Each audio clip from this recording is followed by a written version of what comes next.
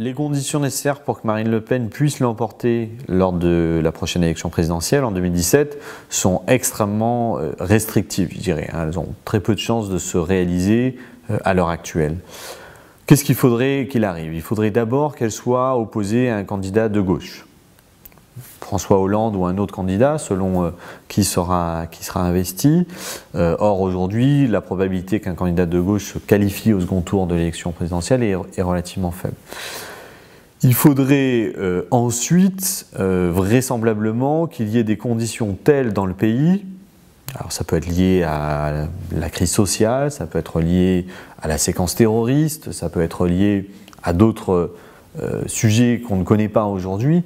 Il faudrait que les conditions dans le pays soient telles que les alignements électoraux traditionnels en soient bouleversés.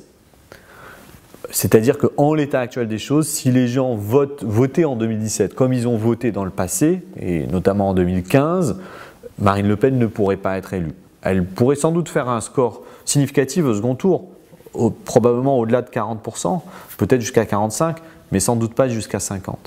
Donc il faudrait qu'il y ait un réalignement d'une partie des électeurs en direction de Marine Le Pen et du Front National, et qui s'accompagnerait très vraisemblablement d'une forme de scission ou d'explosion au sein de la droite traditionnelle, avec une partie des dirigeants de la droite qui appellerait à voter pour Marine Le Pen et qui casserait ainsi le cordon sanitaire qui a été établi autour d'elle.